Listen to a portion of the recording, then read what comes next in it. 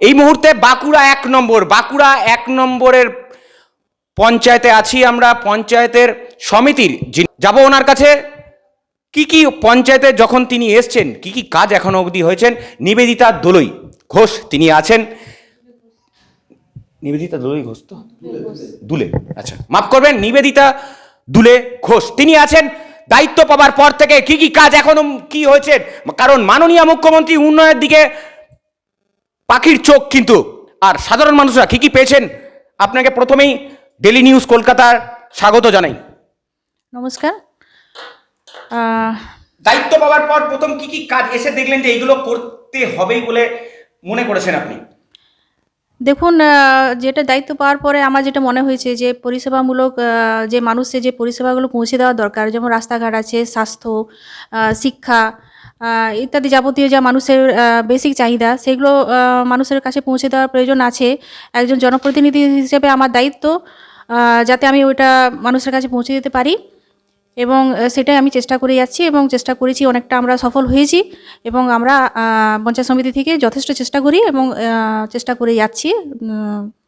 দিদি, একটু গরমকাল ছিল যখন আপনারা এসছেন, তখন তীব্র জলকষ্টে কিন্তু বিভিন্ন জায়গায় আমরা দেখেছিলাম। সেই জলের কতটা প্রবলেম সলভ করেছেন এখনো অবধি সাধারণ মানুষের জন্য? দেখুন, আমাদের যে প্রজেক্টগুলো আছে, ধরুন 5th বা 15th যেগুলো পেয়েছি টাকা, সেইটার থেকে আমরা জলের চাহিদা সাবমার্সিবল অনেক জায়গায় লাগানো হয়েছে, এবং কল যেখানে টিউবওয়েল লাগানো সম্ভব হয়েছে সেখানে লাগানো হয়েছে, এবং অনেক জায়গায় জলের ট্যাঙ্কি করা হয়েছে। আমরা অনেকটাই চেষ্টা করেছি। পিএইচির মাধ্যমে ওনারাও সহযোগিতা করেন, তো আমরা সেইভাবে ওনাদের কাছ থেকে সেইভাবে সহযোগিতা পাই না। তো আমাদের পঞ্চায়েত সমিতি থেকে, বাঁকুড়া ওয়ান পঞ্চায়েত সমিতি থেকে আমরা চেষ্টা করি যাতে আমরা মানুষের কাছে পরিষেবাটা যতটা আমাদের ক্ষমতা, ওই সীমিত ক্ষমতার মধ্যেই আমরা যাতে এগিয়ে যেতে পারি। দিদি, থাকবেন তো অবশ্যই, এমন কি কাজ করে যাবেন যে সাধারণ গরিব পরিবারের অন্তত আপনার নাম মনে করে থাকবে, এমন কি কাজ করবেন? দেখুন, সেটা নিয়ে তো এখনো পর্যন্ত আমার কিছু ভাবিনি এখনো পর্যন্ত। তো এখনো চলছে, দেখি পরবর্তীকালে মানুষের জন্য কি করে যেতে পারি। দিদি, আমরা দেখলাম উপনির্বাচন বাঁকুড়ার তালডাংরা, বিপুল ভোটে জয়ী হয়েছেন ফাঙ্গুলি বাবু। সামনেই 2026, আপনিও একজন মহিলা, মাননীয় মুখ্যমন্ত্রী একজন মহিলা, বলছেন সাধারণ মানুষের কাছে যাও, তাদের অভাব অভিযোগ কিছু কি শুরু করেছেন? আর এই ভোটের জয় 2026-এ আবার ছবি যাবে? হ্যাঁ, শুরু হয়েছে। যেমন ধরুন, আবাস যোজনা আমরা যেমন টাকা পাইনি, কেন্দ্র সরকার আমাদের বঞ্চিত রেখেছেন। তো রাজ্য সরকার থেকে যে দিদি আমাদের সহযোগিতার হাত বাড়িয়ে দিচ্ছেন, উনি যেটা বলছেন, এবং সেটা সার্ভে আমাদের ফিল্ডে শুরু হয়ে গেছে।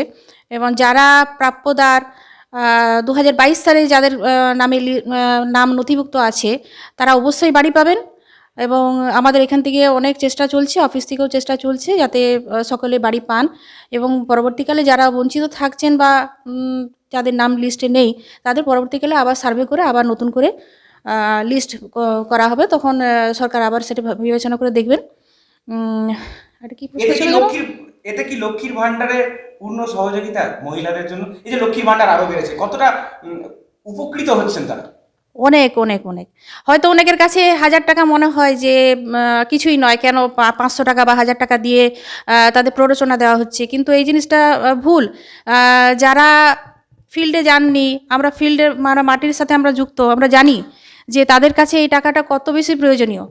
ওনারা হয়তো বাচ্চাদেরকে অনেক বেশিরভাগ দেখেছেন যেটা দুস্থ পরিবার থাকে, তাদের বাবা মারা বেশিরভাগে দেখেছেন যে তারা ভুল পথে গিয়ে অন্য কিছু নেশা টেশা করে বসে।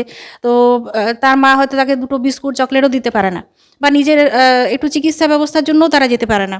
বিভিন্ন আরও যে আনুষঙ্গিক যে জিনিসগুলো আছে, হয়তো জুতো কিনে দিল, জামা কিনে দিল, মা এখন নিজের থেকে ওই টাকার থেকেই সেই বাচ্চাকে তারা দিতে পারে, এবং নিজেরও কিছু মানে পারিবারিক যে খরচ আছে সেটাও চালাতে পারে। বেসিক প্রয়োজন যেটা, সেটা তিনি ওই টাকা দিয়ে মেটাতে পারেন। এখন অনেকটাই উপকৃত হয়েছেন, এবং তারা জানেন বলেই আজ মমতা দিদি আমাদের মুখ্যমন্ত্রী আছেন, এবং উনি মেয়েদের চোখের জল মোছাবার জন্য যত চেষ্টা করছেন। আর আমার মনে হয় না যে অন্য মুখ্যমন্ত্রী এই নিয়ে ভাবেন বলে। দিদি, আমার শেষ প্রশ্ন থাকবে আপনার কাছে। আপনিও মহিলা, আপনার মুখ্যমন্ত্রী একজন মহিলা, মাননীয় মুখ্যমন্ত্রী গোটা বাংলা ডেলি নিউজ কলকাতাতে আপনাকে দেখছেন। মাননীয় মুখ্যমন্ত্রীর জন্য এবং অভিষেক বন্দ্যোপাধ্যায়ের, আপনাদের যুবরাজের জন্য কি শুভেচ্ছা থাকবে এই ডেইলি নিউজের? আমাদের মমতাদি যেমন আছেন, তার রক্তবাহিত আছেন যিনি, আমাদের যে ব্লাড রিলেশন আছেন যিনি আমাদের অভিষেক ব্যানার্জি, তিনি এইভাবে আপনারা যদি দেখেন ওনার অ্যাক্টিভিটি, তিনি যেভাবে এগিয়ে যাচ্ছেন, তাতে প্রচুর আমাদের সমাজের এবং আমাদের সামাজিক উন্নতি অনেক বেশি হবে, অনেক বেশি হবে। দিদি যেমন আছেন, তার আমরা বলতে পারি যে অভিষেক ব্যানার্জি তার ওনারই প্রতিচ্ছবি বা ওনারই ছায়া। তো ওনার জন্য অনেক শুভেচ্ছা রইল, যাতে উনি আমাদের জীবনে আবার ফিরে উনি যাতে আমাদের এগিয়ে পথপ্রদর্শন হবে। ভবিষ্যতে উনি যেমন আরও আমরা ওনাকে মুখ্যমন্ত্রী হিসাবে দেখতে চাই, সেটাই বলতে পারি। অসংখ্য অসংখ্য ধন্যবাদ নিবেদিতা দিকে।